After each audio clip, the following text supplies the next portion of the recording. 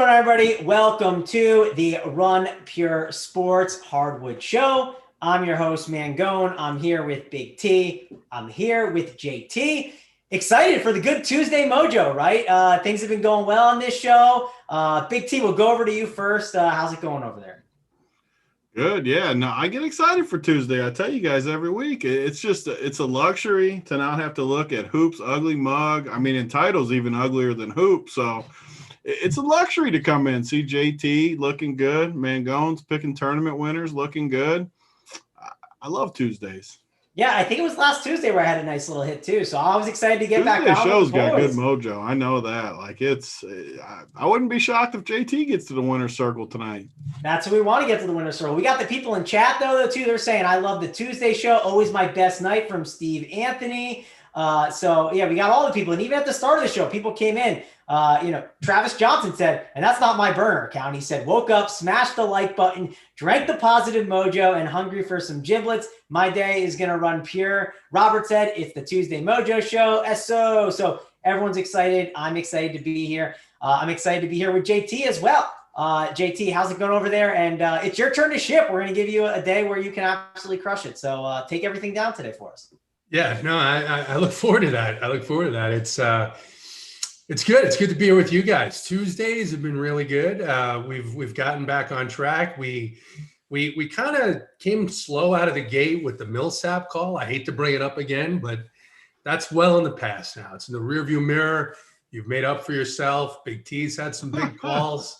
And it's just, it's good to be here. We're going to have a lot of fun and talk about a very interesting slate, all the values on the teams with coaches that we hate. So the only thing that could be better was if the Spurs were in play with, missing 5 guys. Oh, wait, that's tomorrow night. So it's going to be an interesting week. Yeah, I'm excited. I absolutely can't wait for this slate. It definitely looks like a good one. There are so many different studs to go through. But before we dive in, I want to say just hit that like button. We appreciate it a ton. And you guys are doing a great job already, right? We're at the 284 watch, and this will get up as the show goes on. But 132 likes so far. I mean, Big T, you're already pretty happy with the people, I assume. I mean, they've been getting it done every day. We got over 500 again yesterday. And the bar this week was 450. I mean, last week was 400. Crushed it every single day, I believe. This week's 450. Yesterday, they got over 500. So, yeah, I mean, 450 is going to be the number. They've been good, though. Like, everyone's been coming in, hitting it. We haven't had to do as much work for the likes. We appreciate it. Yep, definitely appreciate it. And we're excited to have you guys come in there. We'll decide what number to do for the gear as we kind of dive in and talk about the games. And it's definitely a good one. I think there's a ton to talk about on this slate. Before we dive in and discuss, I do want to talk about some of the stuff we have over here at Run Pure Sports. We obviously got Big T on an absolute heater. He's been crushing it. Even NASCAR couldn't be stopped on Sunday. Did pretty well there. He's got his core plays up. We got so much going on over here. Use that code Workbench21 to check that out. And also, Big T, tell the people you did a little bit of a video, and you did it with me. We kind of discussed some of the process with the lineup builder. So talk about that a bit for the people. Yeah, I mean, we messed up on the end of it a little bit. So we recorded another part too. JSU did one in there too. So we'll have a few different parts going up. And we're going to record another one too where we go after lineup lock, where we can show you how to rebuild once injury news happens and stuff like that. So we're going to put a bunch of lineup builder content out there that I think is the most important thing you can have, just because so many people, when news hits after lock, they just global swap. And I just think that's very bad to do. I mean, it's better than having the dude that's out in there, but it doesn't get you to the victory circle. It doesn't get you to the workbench. Getting you to the workbench is rerunning the whole lineup and seeing what comes out after that. So we're going to do videos for that too. And I think it's going to be good. So I'm excited for it. I mean, listen, Tony, a lady doesn't like a lazy man on the bench, right? She likes a guy that's going to get the job done. And you know what gets the job done? Using that builder and cranking it out and putting some work in. JT, you use the builder a bunch, right? Like you've won KBO slates. You've won $50,000 in KBO, right? Multiple times. This dude was winning KBO nightly. Were you utilizing that tool? Like tell the people a little bit how you were taking stuff down using that. So KBO was a little bit different, actually. It was the hardest part of KBO. The part that got you to the capability to win was waking your ass up at 3:45 in the morning. I'm here in Atlanta, right? Oh, JT, you're doing it wrong. You don't go to sleep. You grind out the League of Legends slate, right? You grind the League of Legends slate out and you switch over to the KVO and your sleep schedule is a disaster. That's what you do. I got onto a different schedule. So I would take a little nap. I would take a little nap from, let's say, midnight until about 3:45, 4 o'clock.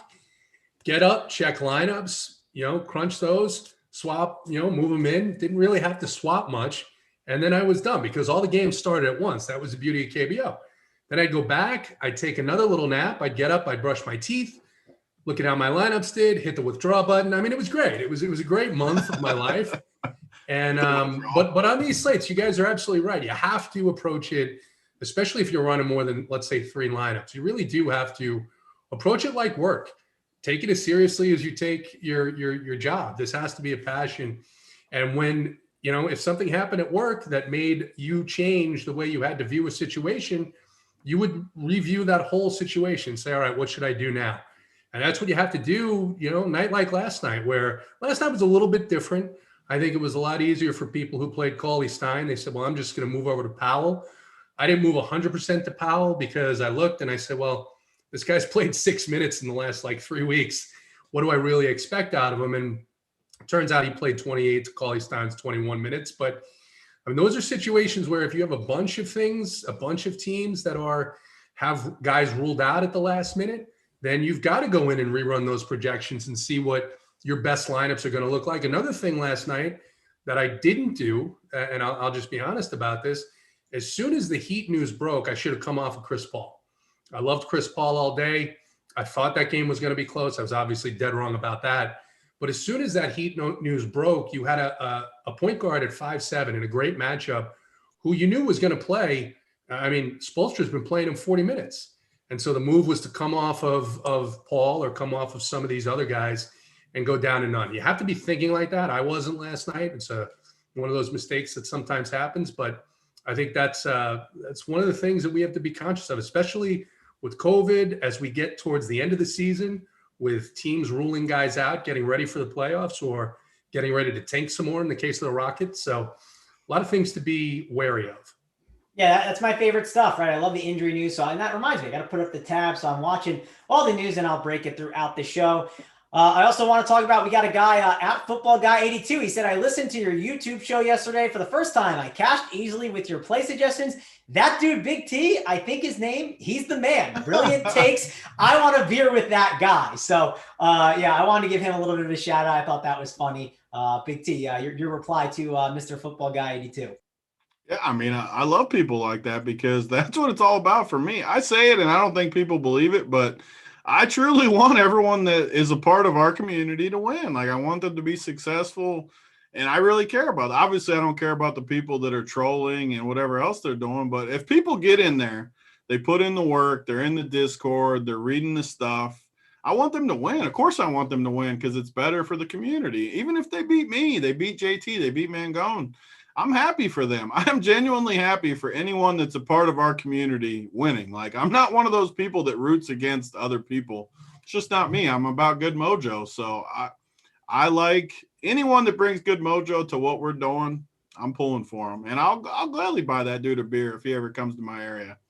Even I want to second that, because even on nights where I'm not doing so well or I'm min cashing, and that happens when you play solely tournaments, right? I'm not trying to play 50-60% on guys and roll with the crowd.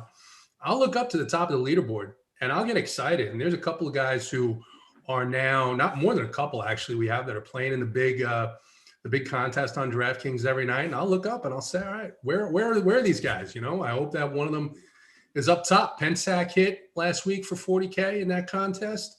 Falik has been hitting, once a week in those things, obviously Big T. So we get excited, especially when it's a play that, like I mentioned, and then the rest of my lineup was crap, but it's all good.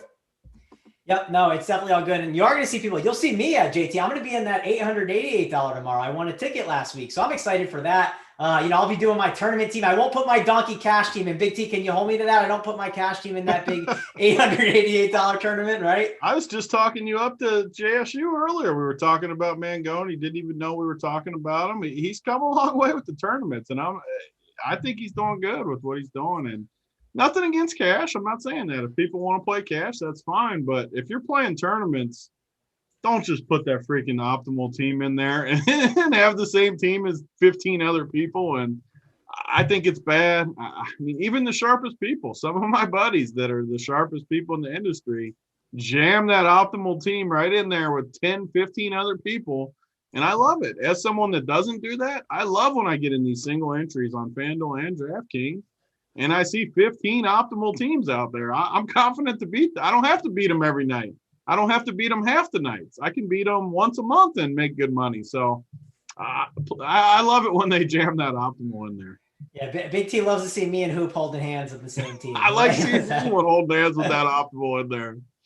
Oh yeah, but that'll wrap up all the stuff we're talking about, the intro stuff. Let's dive into the games, right? I want to talk about these games with you guys because I think it's a pretty good slate. There's a lot to dive into. Let's talk about JT's Atlanta Hawks and the Cleveland Cavaliers.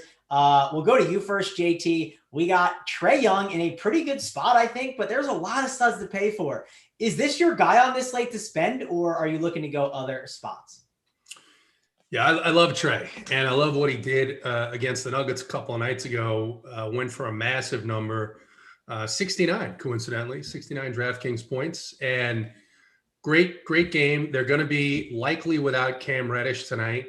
I don't know how I feel. I always like to take Trae when the field's not going to be chasing him.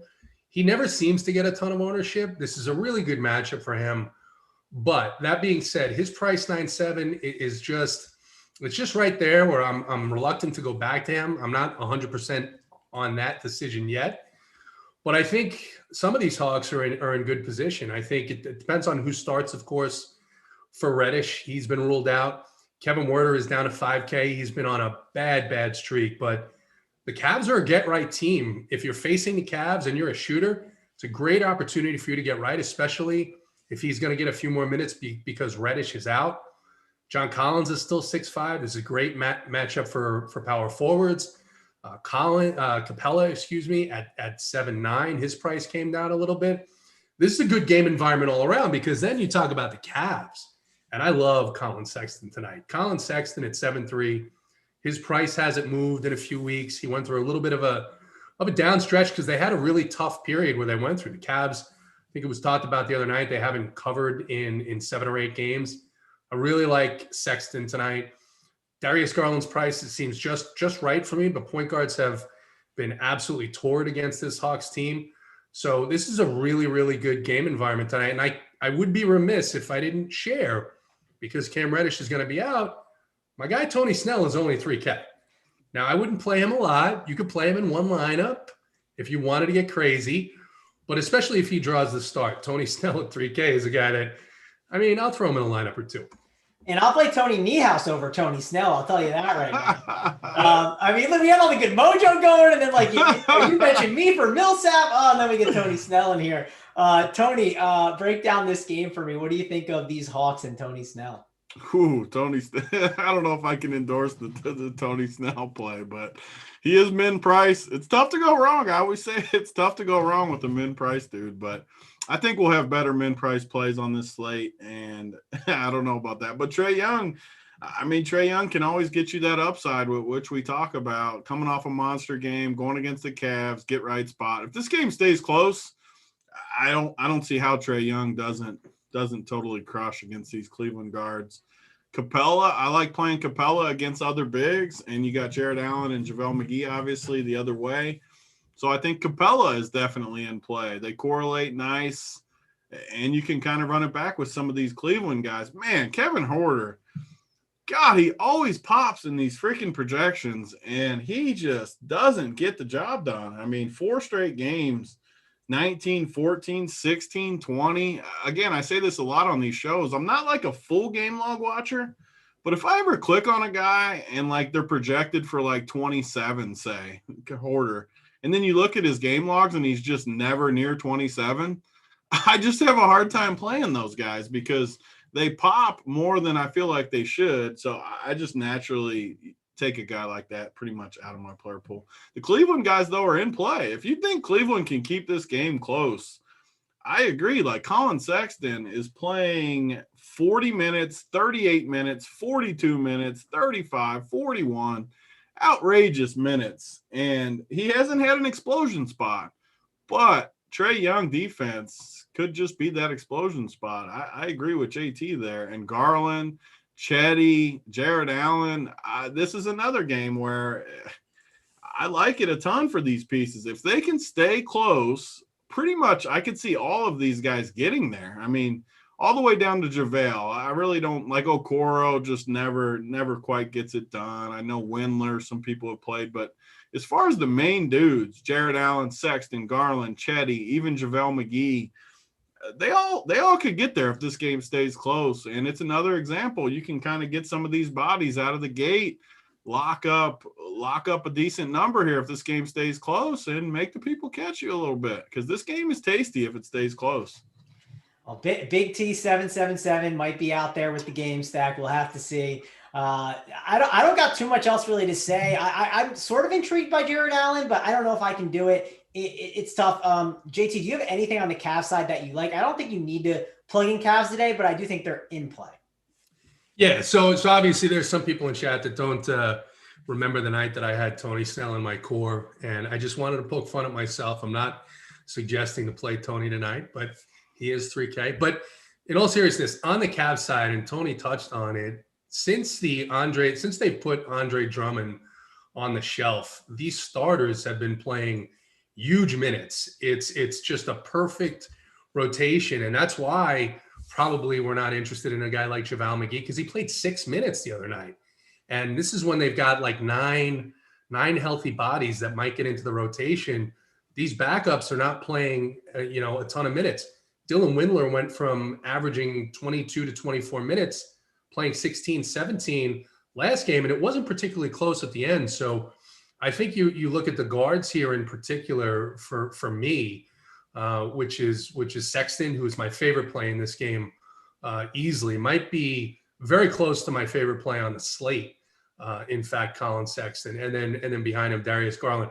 The 6-1 price, these guys were priced up, both of them, at the end of last season. I think Garland got up as high as 7K.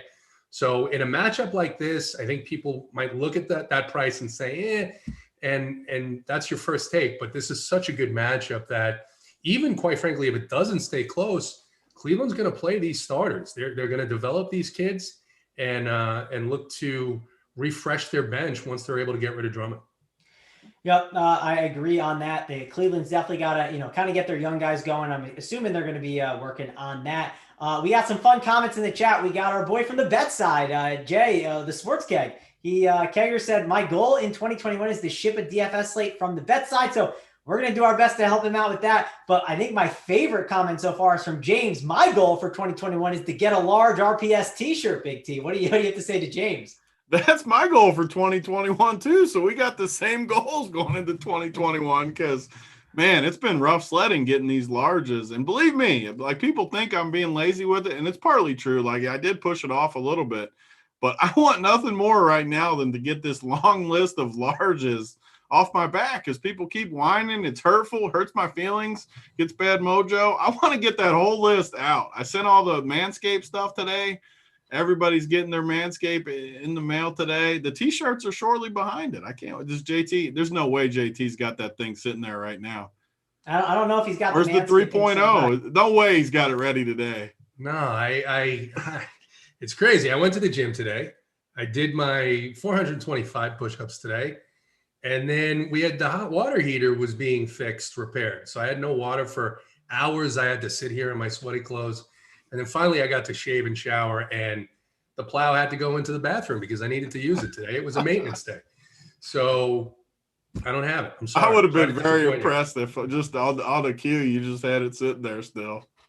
Oh yeah, that would have been great. I might have to shave soon, Big T. So the Manscaped coming is good, right? Maybe I'll show up next week with like a mustache or something, right? With a handlebar one or something, or I'll show up with a goatee. Well, you're supposed to use it up on the old face region. It's more for the ball bag than anything. Maybe you can bring it up top. I'm not sure. I don't know what you're saying. I've never tried to bring it up top, to be honest. I just keep it down around the bag region. You're probably right about that. I don't know what you have in that kit though that you're sending me. I don't know if I got like everything in the world. If you It's do got use it on the everything. face, It's got perfume. It's got ball cologne.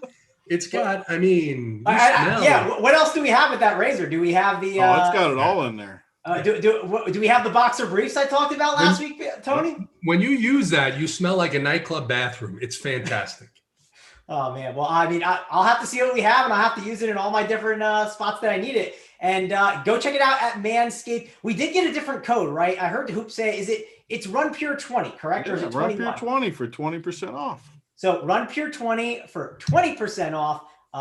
Go over to Manscaped and do that. Check out all the stuff they have. They got the boxer briefs. They got the all the cologne to make you smell like you're coming out of the bathroom and smelling good for the lady, which listen, that's an underrated thing, right? Every lady loves a good smelling guy. So you got to make sure you're smelling good for the There's no one on earth that doesn't like it with a clean bag and good smell. Like no woman on earth doesn't like that. Yeah, none at all. You got to definitely get the code RUNPURE20 to get 20% off, and you get a free shipment as well. So I talked about how I'm always rooting for the Chad in our community. The one thing that, like, when this dude Steven Burnett says, let's talk about the games, like that just makes me want to talk about ball bags more, because that's bad mojo. This is what's fun about the show. We talk about different things. We talk about different. We don't just come on and say, play James Harden, play blah, blah, blah. Like, we don't do that. We go different. I mean, that's bad mojo, and that makes me want to talk about other stuff more. I mean, we could talk about Big T's eating habits at Chick-fil-A, where he gets free 20. You get free 20, No, usually like a free 6-piece, or what is it? Free 8-piece nugget, usually about once a week. You got to use the app. If you're not using the app for Chick-fil-A, you're doing it wrong, because they give free stuff every single week. Yeah, got to use the app. So that's something I got to do and get on so I can get those free nuggets. JT, do you use the Chick-fil-A app for the free nuggets? I don't eat a lot of chicken, Mango. I thought for sure you would eat Chick-fil-A. I guess not, because JT is the Mr. Workout guy. Are you on like a keto diet or something? Chick-fil-A solid. It's not like you're eating a big greasy burger. No, I have to work out, because my diet consists of red meat, pasta, potatoes, Coca-Cola, and Coors Light. Those are the 5 things. So, I mean, I have to work out. No, if I was going to eat tasty Chick-fil-A, I would use the app, though. There we go. And we're not sponsored by Big T. One day you'll get us sponsored by that. That's the goal. That'd be nice. That would be nice for sure. But we'll talk about the games. Let's not get Tony upset, right? We want Tony when he's all good, and we want to stroke him up, because that's I'm when we get all always in a the good winners. mood on Tuesdays. We already talked about this. Whenever I get to see my boys, I'm excited here.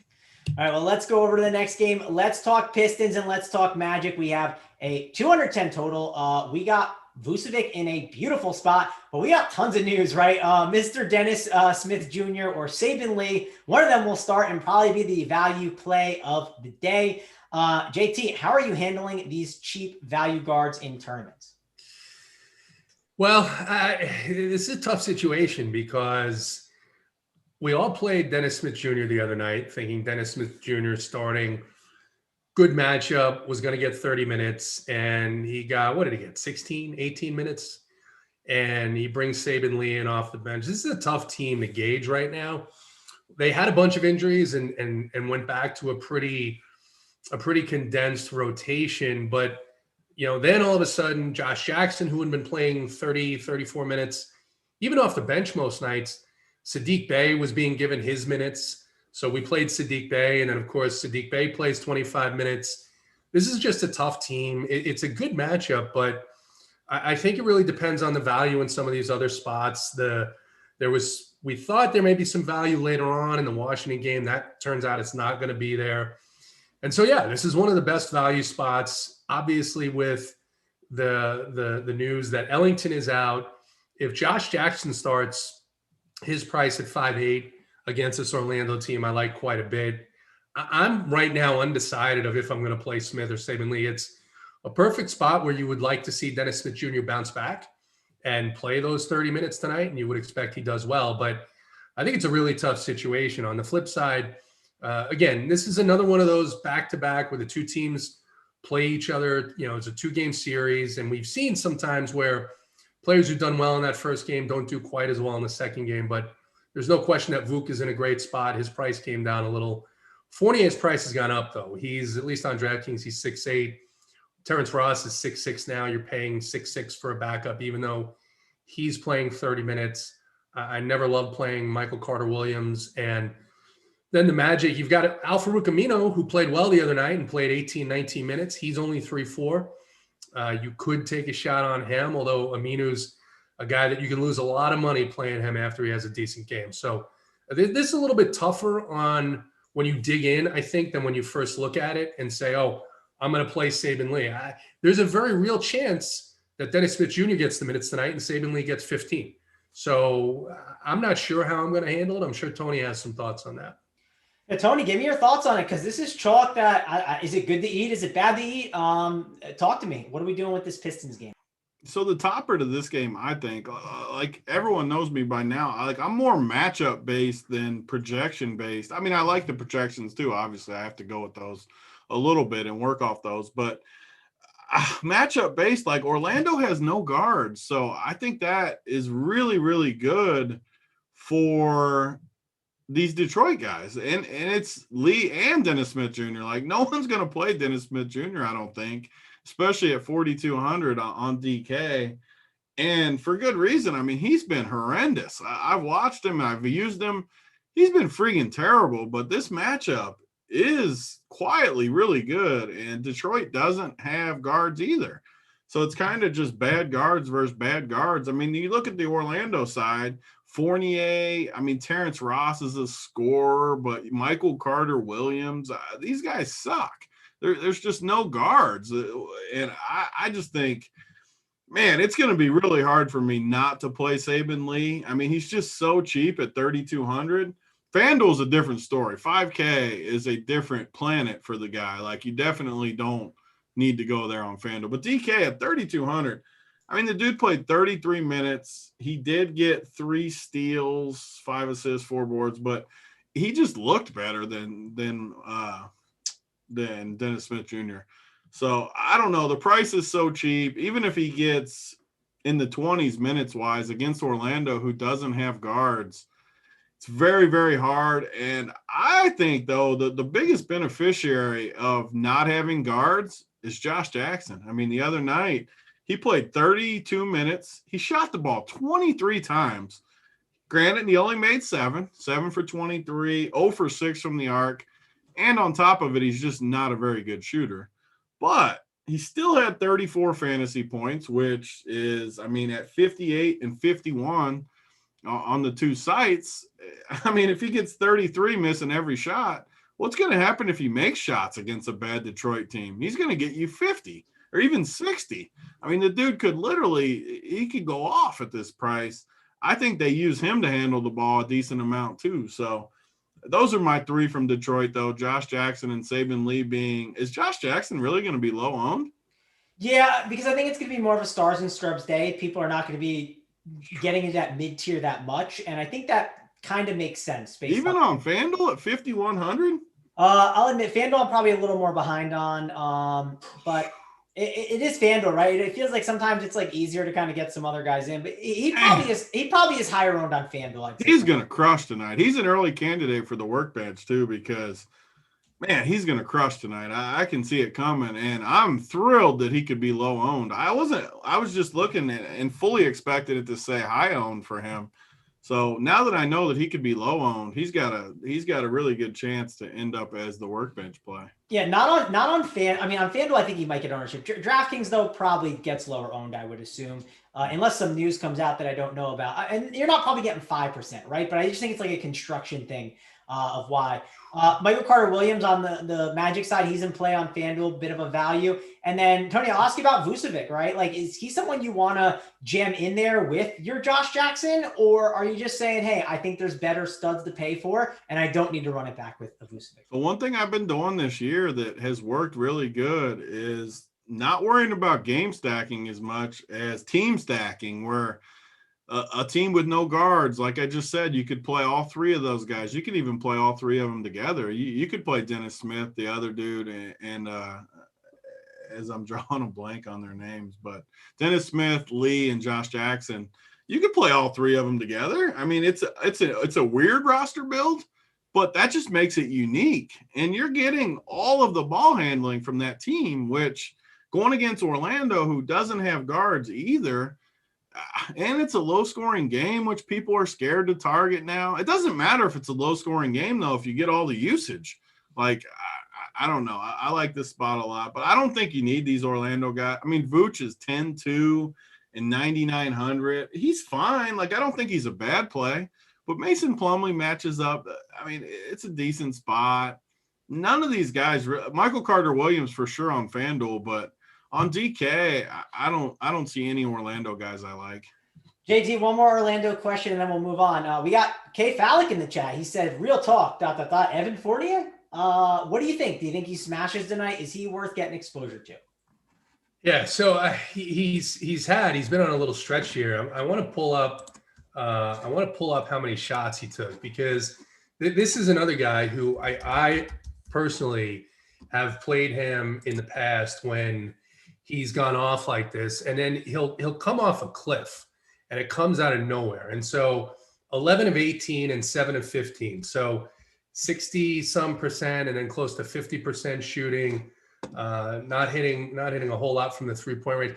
Look, is he going to take another 15 or 18 shots tonight? He might take another 15 or 18 shots tonight. The thing is, he's 6.8 now. So do I want, I think last game he got 40, 47, real good games. To me, it feels a little bit like chasing. He's just one of those players that I get concerned that I'm going to get let down if I play him and expect another big game in this spot. But the minutes on these starters, I mean, 32, 31 minutes. So I just don't think I'm going to have any of him tonight, just because of that price. And I think there's some other spots that I think are quite a bit better, especially if this game goes the same as the last one. I know he did well, but I'm going to expect that shooting percentage to come down a bit. All right, we can move on to the next game. But before we do, Tony, we got like 679 watching. We got 274 likes. If you guys could hit that like and hit that subscribe to make our producer happy, it's right below us on the right-hand corner. So check that out near the chat. Big T, what's the number we're doing to give away some gear? 450. That's the number this week. 450. We got to get to it. I think we will too. We're at 680. We always end up getting over 800 watching these shows. It feels like easy to get 450. Click that thing. I'm getting all that gear out this week. They did say again they ship those larges, so hopefully it all goes out this week. If you're not a large, you'll definitely get it this week. But yeah, hit that like. 450 likes. It's easy too. I mean, we're giving winners. We're talking about ball bags. Click that thing. Yep, and we'll give it away to a comment in the chat that we think is the best. So that's what we'll be doing. Let's move on to the next game. We got the Warriors and we have the Knicks, 220.5 total. We got Mr. Julius Randle, who is decent price tag at 9.3K. I think he's an interesting tournament option against the Warriors. We're going to get a nice pace-up spot. And JT, I'm going to go to you first because I want to ask you, I know you're a big narrative guy. Hector has told me you love a good narrative. It's Andrew Wiggins' birthday, right? It's Wiggins' birthday. So can you get behind a Wiggins' birthday narrative? No. If it was someone else's birthday, maybe. Andrew Wiggins? Hold on. There's another birthday tonight, so we'll have to go back. I'm well aware of it. I've heard if you've spent more than 5 seconds in Discord, then you realize that we know all the narratives. All the birthdays are labeled revenge, who might have revenge, even though revenge is although there is one guy on this slate that I guess we could say about it. But yeah, I don't love playing guys against this Knicks team unless they're, point guards in some instances. But this team has been really good defensively. It's a low scoring team. It's a low pace team. And this Warriors, especially because it looks like Wiseman and Looney may be active tonight. So it gives you a few more people in the rotation. Now, Curry is expected to play. If for some reason Curry was out, then of course that changes. Hopefully he would be ruled out before lock instead of be pulled off the floor 30 seconds after lock or something like that, like the other night. But I don't have a ton of interest on anyone on this Warriors side. On the Knicks side, I think RJ Barrett on DraftKings at 5.5 is interesting. He did play over 30 minutes for the first time in about a week and a half. Last game out, and he had a pretty good game. This is a good matchup for him. It's definitely a risk with the way that rotations on the Knicks have been running, but 5.5 I think is a decent price. And then Randall is a good matchup for opposing forwards and opposing centers. So Randall 9.3, 9.4. I think he might be a little bit cheaper on FanDuel. Not a bad spot for him. Just isn't my favorite game environment. Just the way that this sets up. Okay, Big T, I'll go to you. And like, I don't have to really go to you on this one. I mean, I feel like I can do my best Big T impersonation. You're going to say, I'm just honest with the people. This is a game I'm not going to. Is that the answer you're going to give me, Tony? I mean, the only narrative at all is Curry at MSG. I think I heard that they got fans for the first time tonight. I'm sure it's not a crazy one, but 300 fans at times in this spot. But I mean, there's so many stars on this slate. I agree with JT. I just don't love the spot. The Knicks play so many guys. You never know who it's going to be. The Warriors' prices are pretty appropriate. I mean, even Oubre's been playing well, but his price is up. Curry's price fine. I don't know. Like, unless we get a couple of these guys out, like even Wiseman, I think it is looking like he might play. It just looks like a fade for me. It's a 9-game slate. Mangone called it. I doubt I'm on anybody in this game. Unless Curry somehow sat or something. Like if Curry somehow sat, I would have interest in it's just how quick things can change. If he sits, all of a sudden I like basically every Golden State guy. So hopefully he just plays. Yeah, that's what I'm hoping for too, and I believe it should. But that's all we got to really talk about there. I don't think we need to discuss that game too much. Sure, Julius Randle's price is cheap, but again, I'm not going to play him. I'm going to play some other guys. There's a lot of good stars to like. Draymond's got to be one of the worst possible matchups for Randle too. Like, yes. I don't think that's a very good spot at all. Yeah, that was one thing I was worried about. And actually, I did the bet show with JSU today, and my best bet was the Warrior side. So that's what I'm on. I think that's a good call. It was either them or the Magic, and then JSU took the Magic. So there you go. Sixers, Raptors. We have a 222.5 total here. JT Hayes, I'm going to go over to you. There's a lot to talk about here. We always love playing these Raptors with Kyle Lowry. He's likely going to be not playing in this game, I'm assuming. And then that's some really good minutes for Fred VanVleet, Norman Powell, OG, Pascal. But the key thing to talk about is Mr. Aaron Baines. He is really cheap, and they used him last time against Embiid, and he played 30 minutes, which I think is a season high for him. So what are you doing with this game, the Raptor side, with all the minutes those guys are getting? And is Aaron Baines at 3.2 an interesting value? So I guess if you were going to play whoever starts at center for Dallas tonight, which could be Powell, but it could also be Chloe Stein, could be James Johnson. Who knows? Could be someone that they decide to put in there. Then I think Baines is a good pivot. Again, this is another one of those 2-game series, and there's some minutes to go around here on the Toronto side. But the prices now are all the way up. VanVleet is priced way up. And I think he's probably the guy I would look at. Maybe Norm Powell, because he just was so bad last game that I don't think anybody's going to play him. Other than that, really, this game for me, especially with the Sixers, I guess Curry is questionable. If there was someone who jumped in and started, if he gets ruled out, then I'd look at that. But other than that, I mean, maybe I'm missing something here, but I think the pricing and the whole situation there is just one where, maybe Baines if you wanted to pivot, but other than that, I just don't love these prices in this matchup tonight. Yeah, I'm sort of with you. This is a game that's tough for me to peg. Tony, I'll go to you. You've been playing a lot of the Raptors, and they get the 76ers here, who are a pretty good defensive team. How are you handling this one? Yeah, I mean, it comes down to a lot to Lowry again. If Lowry plays, a lot of them are worse plays. If he doesn't play, I mean, I think you can always go to these guys. They're going to be crazy low owned.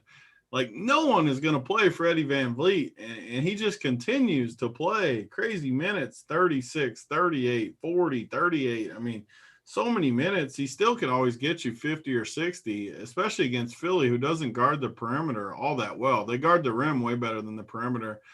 Yeah, I mean, Powell was awful the other night, and I was on him, but he's been good for most of the year, so you can definitely – like, no one is playing these guys. Like, VanVleet, Pascal, and Powell, if Lowry's out, like, literally no one. You're going to get these guys under 5% owned playing 40 minutes, And that's always interesting to me. That's why Toronto is literally always in play.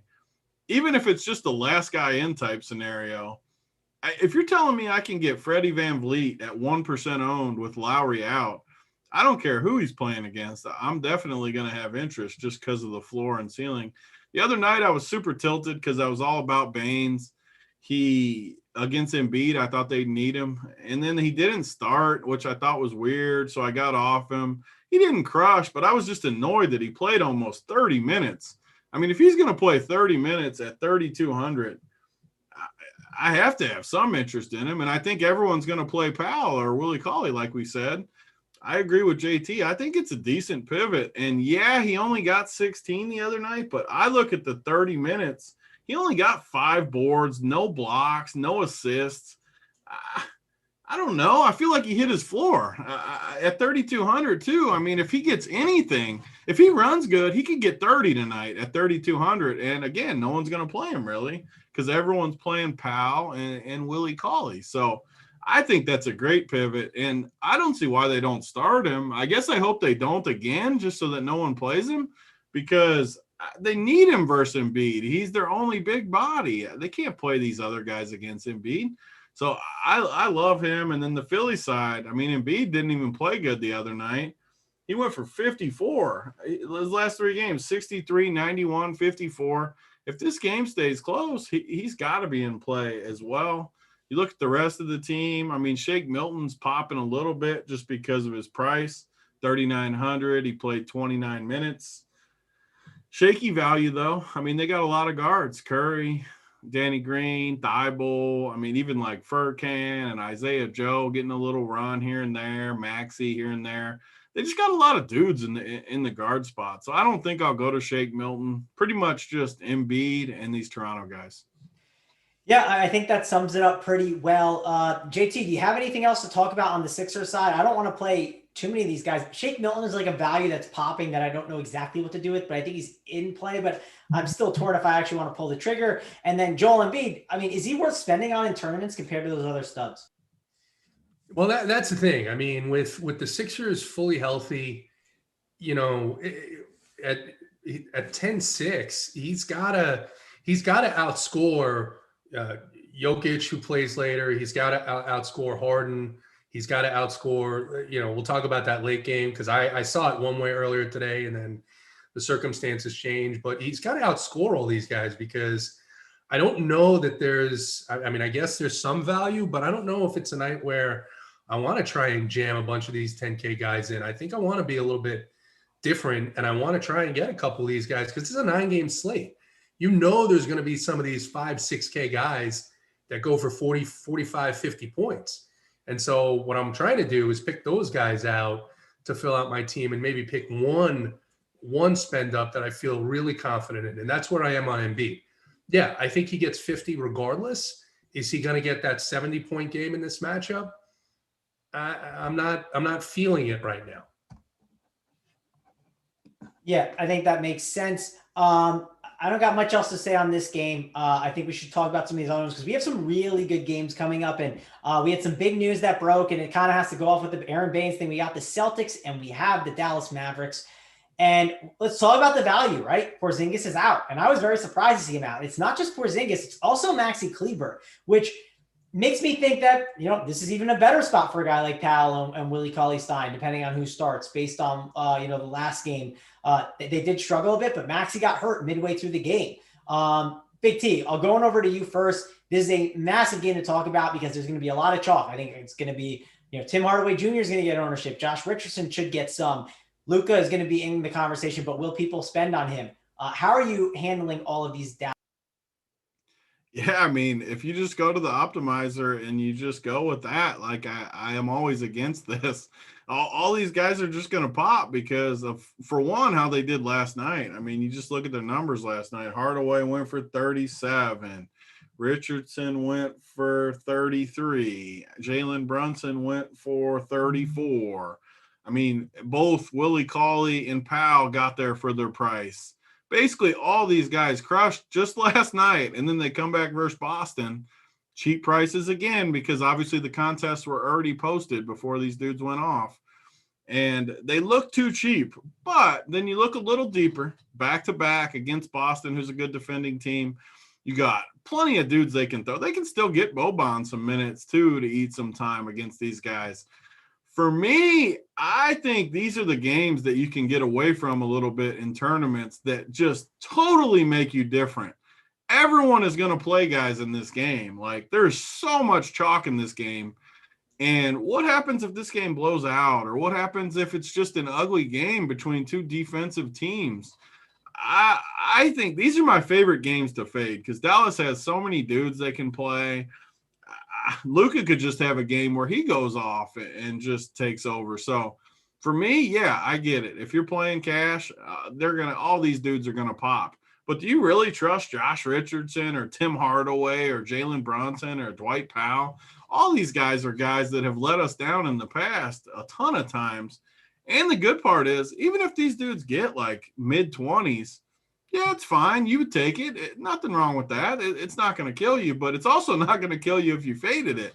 The only way these guys are killing you if you fade them is if they're in the 30s again. And then obviously they're really – and one of them probably will. I mean, the chances are that one of these guys will, but I can almost guarantee you a couple of these pieces bust. And it just feels like a total bad chalk type spot for me. Interesting. Yeah, I'm definitely struggling a little bit with trying to get off of some of these Mavericks. Like, I don't want to get off all of them, but I want to try to figure out which pieces to get in tournaments. That's kind of what I'm going back and forth on right now. And maybe you'll talk me off at Big T. JT, how about you? How are you handling all this Dallas value? Because I think it is good value, but I do think some of it could be bad, right? I think some of it could be an absolute disaster. So break down the Dallas side for me.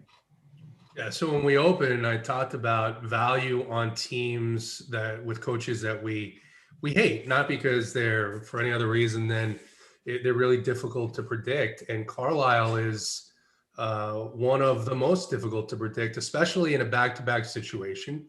He almost never plays these guards. It's generally Luka will play his minutes, but he never plays these other guys the same amount. And so I wouldn't be shocked at all if at the end of tonight you saw that it was a guy like Trey Burke who played 34 minutes. I mean, and I don't really want to be in the position to predict that. I think Richardson to me is the safest. He came down in price by a couple of hundred. I think he'll get his minutes. But I mean, like I expect James Johnson to start, right? James Johnson's another guy who's played 9 minutes in the last, I don't know, 3 or 4, 10 games they've had, whatever it is.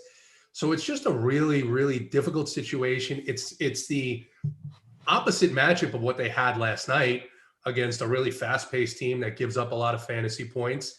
And so, even the center position, I think, is hard to predict because, again, Powell hasn't played, more than a few minutes in weeks, and he went out and played 28 minutes last night. So I won't be surprised no matter what the starting lineup is. I expect it to be different than last night. It definitely will be because Cleaver's out. I expect Johnson in there. Wouldn't surprise me for him to go back to Cauley-Stein. And I don't know on a 9-game slate if you need it. There's some other spots where there's some value. And like I said, I think Richardson is probably my favorite here. If you're multi-entering, if you're putting 150 in one of these tournaments, I would definitely put 5 to 10% Trey Burke. Like that seems just screams to me a situation where, or even one of these other guys. I mean, we've seen it before where, Trey Burke won't get the minutes and Tyrell Terry will or something like that. I think the point that Tony makes is right, that he's got a lot of guys that I think are going to take minutes away. Maybe not at the center forward position, but definitely in that guard spot. I think that makes a lot of sense. It's going to be tough to peg which ones are the guys that get there, but hey, it's a 7:30 game. Hopefully we get that lineup ahead of time. And if not, maybe there's reason to back a little bit to try and kind of figure that out. We got news on Kyle Lowry being downgraded to doubtful. Big T, does that change anything for you on this slate? I mean, I like those Toronto guys just a little bit more. I mean, like I said, if Lowry was in, I don't think you could really go to those guys. If he's out, I mean, you got Van Vliet, you got Pascal, and you got Powell are almost guaranteed to play close to 40 minutes, which if they play 40, they can always get you there, and they're going to be unowned. So those are the guys I want in my tournaments. If you give me a guy that's 2% owned with upside that plays 40 minutes, I don't like picking on Philly. I never pick on Philly. But again, if the dudes are under 5% owned playing 40 minutes and they're talented, they're always going to be in play for me literally every single time. You want to know who the worst play is ever, too? Like, every single night. For the rest of the time, I'll say this, and he always, like, somehow pop. Like, I bet if I look at the cash sheet, he's probably on there. Let me look. Like, DFS, Finney Smith is such a trash can. Total cheeks. And people freaking play this dude. He is so bad. And somehow he always hits on like optimals. And like, I guarantee when we're off the show and in the Discord and the chat's asking questions, they're going to be like DFS or this guy, DFS or like never DFS ever, ever, ever, ever. So it was funny because last night I ran the optimizer. It's about 45 minutes before the slate. Almost every team it gave me, and I just wanted to see. So I ran 35 lineups, 6 Mavericks in each lineup. And I'm like, okay, no, we're not playing 6 Mavericks tonight. So you got to go in and you got to mess with it. But DFS was in every lineup. And last night, guys, were as DFS. I said, look, he's probably my 5th favorite Maverick last night. I mean, DFS is going to get you there maybe once every 6 weeks. He's going to have this game that comes out of nowhere. But I guarantee you, tonight's another night where it's like, we'll play him. He's going to get a ton of minutes, and he will get a ton of minutes. Yeah. And there's a pretty good chance, I would say 75% or better, that he's under 20 fantasy points, no matter what side it is at the end of that game. Yeah, no, listen, I agree with you guys. Do you have any interest on the Boston side? Like, I don't think I do, but I figured I'd ask, are we just moving on from that and going to the better place? It's another game where these guys are going to pop in the optimizer. Like, if you're an optimizer guy, like, they look too cheap. Tatum and Brown and even Kemba, they look too cheap. So if you're just running 150, this is why I always move my numbers a little bit just to get them where I want them, because I don't want a ton of Boston either. And I can even use a rule too, as we do more of these videos with the optimizer. Like, I wouldn't want more than one Boston guy either. So if I did play them, I would kind of put them all in a group and say max 1 Boston guys, just because I don't know, like, I'm just fading this game for the most part and hoping it busts, because there's going to be a lot of chalk in this game. If this game busts, you're sitting very, very good if you're off that chalk. Well, speaking of chalk, that busting maybe to get off, Dennis Smith Jr. is starting. What's that do for you guys? Is it still Saban Lee season? JT, I'll go to you first. How are you handling that news? I hate Dwayne Casey. Yeah, I mean, look, he's a good play on paper, and I think he's going to be. I would suspect he's going to be very low owned. I think everyone who wants to play one of those guards is probably going to play Saban Lee. So honestly, the way I'm handling it for now is Josh Jackson is my favorite of that group. Who's starting? Do you have the whole starting lineup, or who's starting for Ellington? Yeah, I have. That's all I have. Okay. So Dwayne Casey said Wayne Ellington's rest night was suggested by the medical team, so nothing serious. I don't have that yet, but that's all I got. But it's definitely brutal because, like, I don't want to play him, but, like, he is cheap. And I don't know, Tony, what are you doing with this spot? Because this is tough. I don't understand what's the question. Well, so DSJ is starting, right? I think everyone expected Saban Lee to start, right? So, like, do you think that didn't DSJ start? Who started last night? Didn't DSJ start? DSJ did. Yes, but what if DSJ plays well, right? So if DSJ plays I already well, said I like DSJ too. I honestly, on my main team tonight, you could easily see me with Josh Jackson, Saban Lee, and Dennis Smith Jr., all of them. They have no ball handling. Saban Lee at 3,200, he still played 30 minutes. He's so cheap against Orlando. I mean, just on the surface, if I had to pick one, it would be Josh Jackson over both of them. But, I mean, Dennis Smith Jr., I don't think he's going to be that high owned. Again, it's a good matchup. It's a way better matchup than I think people realize. Yeah, and then so Casey said he wanted to get a look at Saban Lee playing with both the starters and the second group. So, like, does that mean that that's why? I don't know. I don't see how you fade Saban Lee. I'm just going to say it. Like, I don't see how you fade him. I know he's going to be somewhat chalky, but hopefully coming off the bench, that means he's a little less owned. He's going to play. I don't see how he doesn't play a ton of minutes. They're trying to get a look at him.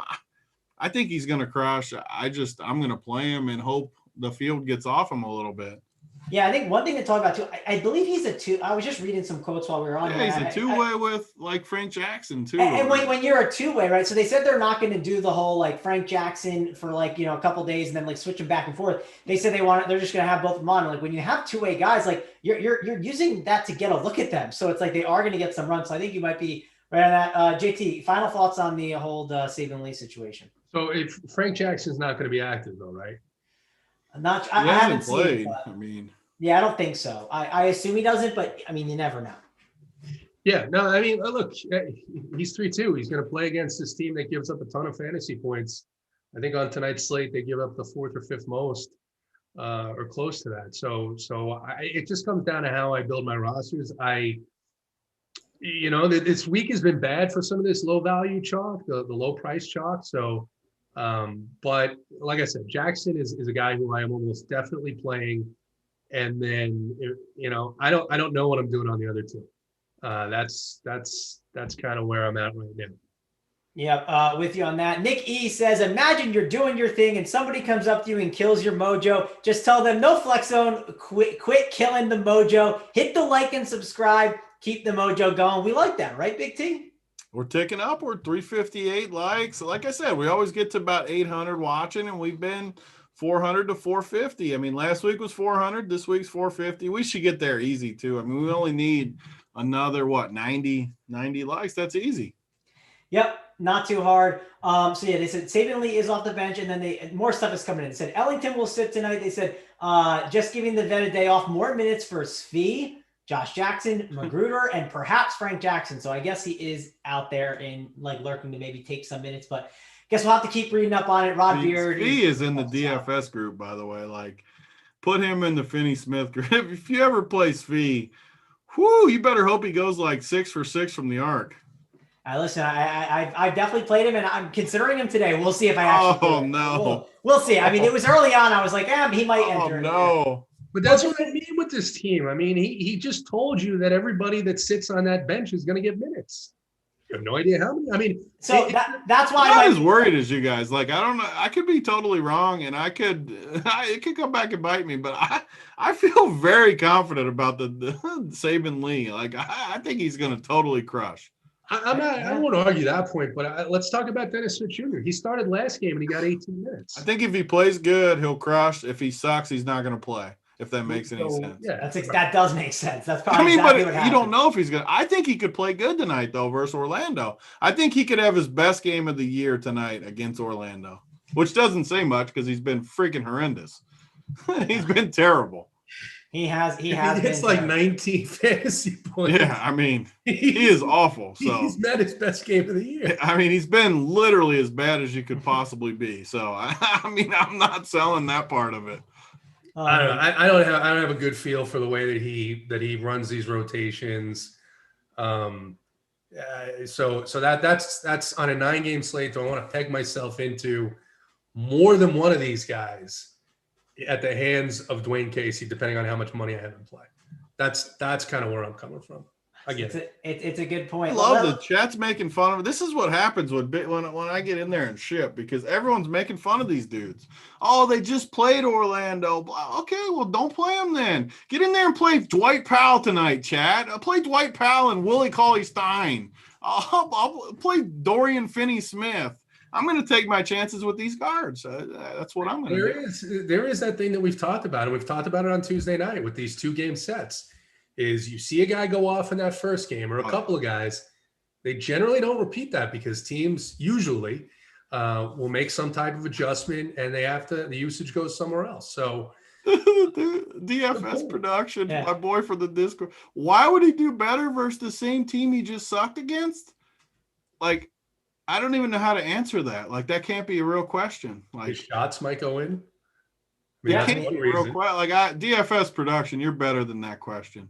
Yeah, maybe someone hacked his account today. You are better than that DFS production. But we got to keep going because there's a lot of good games to go. And we're definitely running out of time here. So let's talk about them. Nets and Kings, right? I think this is a really good game. I love De'Aaron Fox. I love Kyrie. I love Harden. Those are three guys I'm looking at. We need that news on Jeff Green because that could be pretty big if he ends up not playing.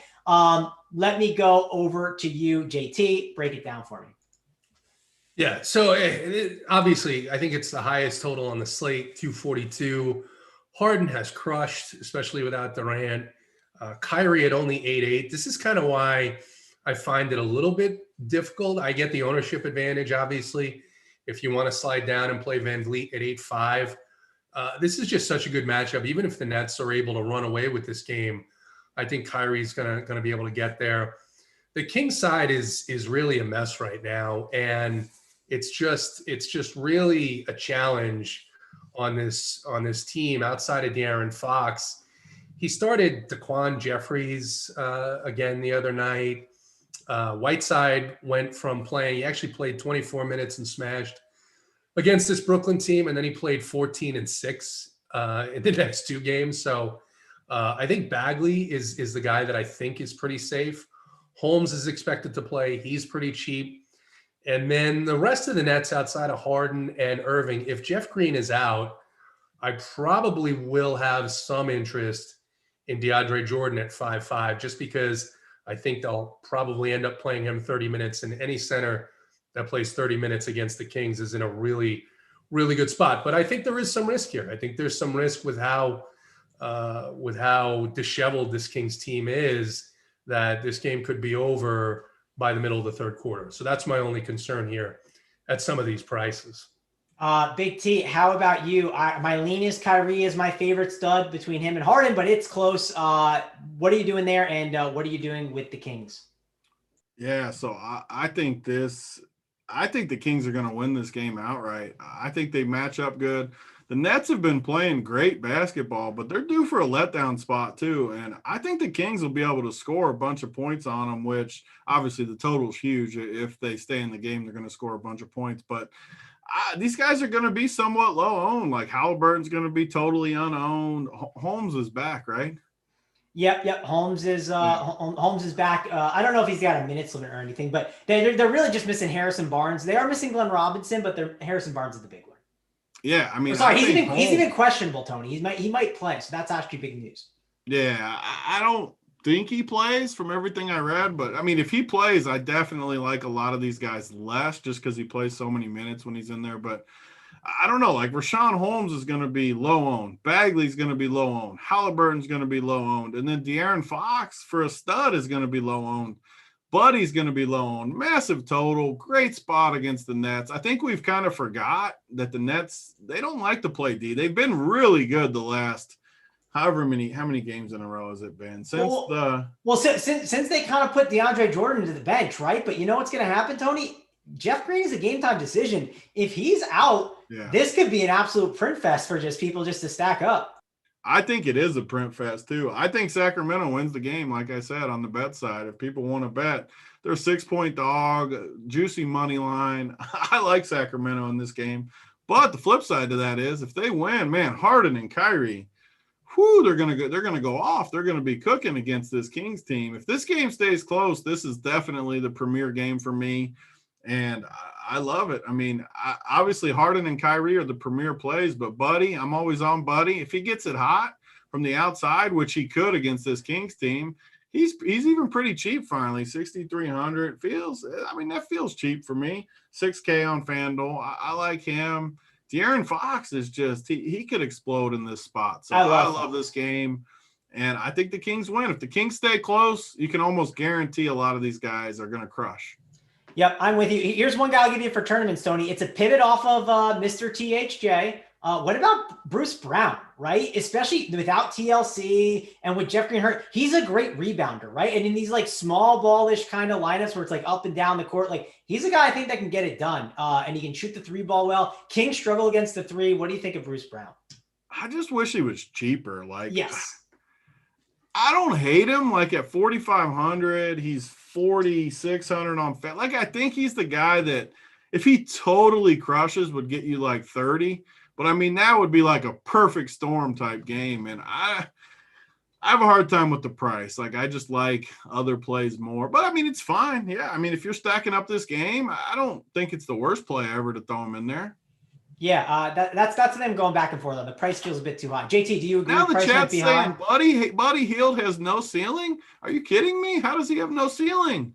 That's definitely wrong. I'll tell you that. One time I played Karis LeVert. I faded Karis LeVert and he had 53 fantasy points. And Tony, I was tilted because I had the Stones and I had one guy left and his name was Buddy Hield. And I said, I could win everything if I had Karis and I'm an idiot. And what did Buddy do? He put up 55 fantasy points. And when the guy gets hot, he gets as hot as anyone in the world. Like yes. he gets blazing hot. Yeah, he can definitely get up and downtown. What do you think here on this one, JT? Any final thoughts on the Kings and the Nets? You know, like I said, I like the Nets side. I'm just much lower on this Kings team just because of the uncertainty with it. Let's talk about Buddy Hield. I mean, Buddy Hield played, I think, the last 2 games, right? A 35 and a 29 in that back-to-back. But Walton has shown that he'll turn around and just, play him 27 minutes. So I love this spot. It's obviously a game with a huge total. I was interested to hear that Tony thinks that the Kings are going to win this game outright. I mean, they need a win. They desperately need a win. But I don't know. This team has looked lost. I think a lot of it has to do with coaching. I don't know, that's something that they can – because Steve Nash has really made a lot of very good moves. He's proved himself, I think, so far to be actually a pretty good coach, especially for a first-year NBA coach. So I'm lower on this King side. I like the bigs a little bit, and I can definitely see De'Aaron Fox. I just have a hard time with this. I think Halliburton's price, I don't know what his price is on FanDuel. It's 6.5 on DK. If you're playing Hield, then I wouldn't play Halliburton because I think those minutes, it's one of those guys that's going to play the additional 6 or 8 minutes. So that's kind of my feeling on it. And Chad has me tilted. They just said Buddy Hield's a cash play. That is not correct. Chad is all over my man JT about Buddy Hield. Hield. It's Hyde. I love always mispronouncing it, but it's too good. It's funny. What is this? It makes it even better. Let's move on. Our old coworker Chop used to always call him Buddy Hyde, and now we got Buddy Hield. We got it coming from all directions. I'll tell you this too. I'm never correcting it. Don't ever correct it. I knew the other day. I'm like, oh yeah, his name is Hield. You know what?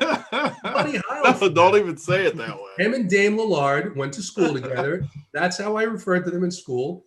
They didn't really go to school together, but whatever. That's what I'm doing. I love it. Screw everybody. It makes it even better, though. Like you got to call him like that. Buddy Hield. All right, let's move on. We don't got too much time. We got to get through 3 games. Timberwolves and Bucks, and this is one to talk about. I love this Bucks side. I love Giannis. I like Middleton, but the price is up. But I really like Towns on the opposite side because this new coach, I think, is going to help him a ton. Big T, break it down for me. Yeah, you said it. I mean, the chatter around Cat is really good. I'm definitely more worried about a blowout in this game than other games, but man, with the new coach against a team like the Bucks, that Cat just fits the mold of a guy that would crush the Bucks. Can hit him from the perimeter, can beat him inside. I mean, he is in a really good spot tonight, and he's going to be low owned on top of it. Man, he sticks off the page. And if you do play him, I mean, it's easy to play him with a guy like Giannis or Middleton or even some of the shooters. Dante, Augustine even has been pretty good. Augustine's that same price as the Detroit Dennis Smith Jr., where I don't know. I think the safer play at the same price point is DJ, just because since he's moved into a more dominant role, I mean, 24 minutes, 32 and 27, I think he's a lot safer of a play. I just like Dennis Smith Jr. more as far as what the upside could be.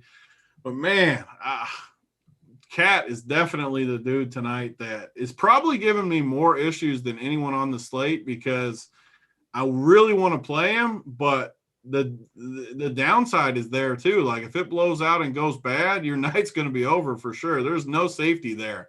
But I do think, I mean, he's got legitimately 70-point upside if he gets this going. And I think he's maybe the best tournament play on the slate. Yeah, man, it's like you said it best. Cat is a guy I really want to be all in on. I want to get ahead on him, right? But the problem is I worry about the downside. It's just, I worry about the studs that are there too, right? We also got some news on Nash talking about DeAndre Jordan, saying he's been motivated and engaged and capable of blocking shots when he's like this. So could be a big DeAndre Jordan game for Mr. Steve Nash. I like what he's saying, especially with Jeff Green possibly out. JT, I'll go to you. What are you thinking with this Bucks and Timberwolves game? Yeah, this Minnesota side, everybody is underpriced here. And you look at this new coach. First of all, he said, I think one of his comments in his presser was, we have to get Cat more involved in the offense down in the post, right? So their goal is going to be to drive it into Cat. And we've seen with centers that do that against this Bucks team, they do very well. And because who do they have down there? I mean, Giannis is certainly a very good defender, but Brook Lopez is not. You've got Beasley, who is 6'6" in this matchup. And Anthony Edwards is down, I think, to 5'8". And to me, this seems like a really good matchup for a guy with Edwards' athleticism, a game where they're gonna run. It's gonna be fast paced. So, like Tony said, the question is, can they keep this game close? The Bucks haven't blown out a ton of teams. They did just run all over the Kings. But again, I think the Kings, some of that was the Kings being shorthanded. Some of that is the coaching, obviously, and then.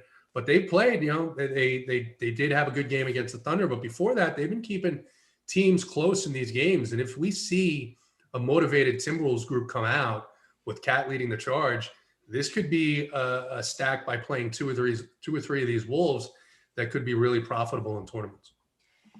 Yep, I'm with you on that. Definitely something I'm looking at. Let's go to the next one. We got the Blazers with Mr. Damian Lillard, and we have the Nuggets. Tony, we'll go to you because you're the Nuggets guy. What are you doing with Jokic in this game where he's going to be low owned once again? Yeah, he always ends up pretty low owned. And again, great spot. You can't find a much better matchup than against a guy like Cantor, who, against cement feet, you love these cement guys when you got a guy like Jokic who's just gonna eat. It's just we have all the studs on this slate, so it's tough. I mean, you're gonna have to fade a few of these guys.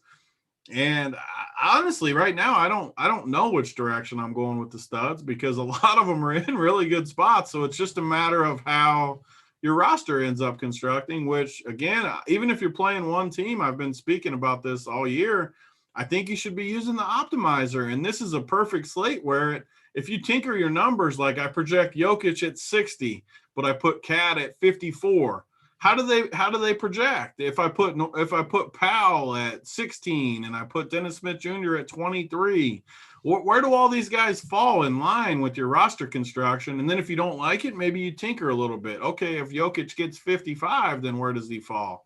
And just see how it plays out as far as roster construction. That's why I think it's so valuable to use that. And tonight is a perfect example. But yeah, Jokic is in play. Why does everyone keep playing? Why does everyone want MPJ to happen? Like, that was me during the bubble. The other night, this dude was like so chalky, and people were like outraged when he got 18 fantasy. It happens every game. Like, why do we think it's going to be different? Man, and you're chalky. Like, why was everyone on him? Because the math says it, right? Like when you look at the minutes and how it's supposed to produce it. I didn't play him. I faded him on DK. I did play him on FanDuel. I was torn at what to do, and I just sucked it up. And I don't even know if today I'm going to suck it up and do it again. The price keeps going down. That's the problem. It just doesn't matter, though. Like, he had a really good game 2 games ago, and he still only got 32. Like, what's going to happen when he has a bad game? Yeah, my problem is, too, he's playing the Blazers tonight, and they're the worst. So, like, I want to kind of, like, maybe do it on FanDuel, but I'm trying to find a way. Not the worst at guarding dudes like him, though. That all their dudes guard guys like him. Well, that's the other thing. Like, I think about the game, and I also feel like that it's a good spot for the high usage guys, right? For like the Jokic's and the Jamal Murray's, and Jamal Murray looks healthier. So that's kind of where I'm at. I'm trying to find my ways off him. I'm doing my best not to play him, even though the optimizers are pushing him.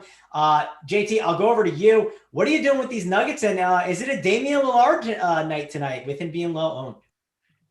Well, he's definitely going to be low on, especially on this slate. I think that people, especially people who are going to look at last night and say, oh, look, but last night he only played 28 minutes, obviously got blown out. That game was over pretty early in that game. It was probably really a little bit after halftime. So it's a good bounce back spot in a situation where guards have done well. We saw Trae Young, like we talked about earlier, Trae Young, who is a large part of that Hawks offense. You could make the argument that Dame is actually much more a percentage of the Blazers offense than Trae is to the Hawks. And Trae went for 69 DK points on Sunday against this same team. So the issue, though, is Dame is priced probably about $1,000 higher than his natural floor. So you need him to get that 70-point performance tonight. And that's the thing with all these guys, Jokic, Dame, Harden, Giannis, all these guys on this slate, you really have to nail down the right one, because let's say this is a game where, Blazers going into altitude, just played last night, and it gets out of hand pretty quickly. You can't survive a 38-point game from Dame. You can't survive a 45-point game from him. So I like to play in tournaments. I don't know how much I'm going to have in this game, just because I worry, especially with Denver coming off of a loss in Atlanta, although they are still shorthanded, and so there's a path for this game to play close. But I think my favorite play, and the rest of the Blazers are really, really priced up. So, I'm not paying $5K for Derek Jones Jr. I'm probably not paying 6.4 for Robert Covington on this slate. So I think for me, it would be a guy like Dame. If you think this game is one where Denver gets ahead pretty quickly, then Anthony Simons at 3.6 is interesting in that backup spot. If this game gets out of hand, he'd get the blowout run. Yeah, I do want to mention, guys, we're at 416 likes, and I tried not to say it a lot, right? I was trying to, just let it slide, but guys, we got to get to 450, and I might have to pull a hoop here. We've gone over on time a little bit, and Simon wouldn't mind getting out of here without the play, so you got to hit that 450, and then we'll get you there. So pound that like right now, get that thing home, and then we'll give away the gear at 450 and the plays. So you got a little bit of time to pull it off. Please do that now. Big T, I'm going to go over to you. Give me your final thoughts on this game. Yeah, I basically agree. Dame could go off at any point. Again, we keep saying it every game. You got to pick the stars. I don't know if I can get to Dame tonight. He definitely could end up on the winner, but man, it's tough when I agree exactly what JT said. He should be closer to 9,400 than 10.4 as far as his floor. Obviously, his ceiling is as high as anyone when he gets it off. And it feels like it's just a lot harder for him to hit his ceiling, which he hits it often because he's incredible. But, the dude has to hit, shots from the logo and coming off screens, and it's just way harder for him to get there than guys like Jokic and even Cat and guys like that get it way easier. So I don't think I can go there. One super sneaky guy that I definitely have my eye on is Melo, just because of his time in Denver. Denver struggles to guard the wing, so it kind of checks both boxes. You got a little bit of a revenge spot and the wings versus Denver. So I think he's pretty sneaky tonight. I don't even know if I'm going to play him because he's been so bad, but I wouldn't be shocked at all if you get a 30-point fantasy point game from a dude like Melo.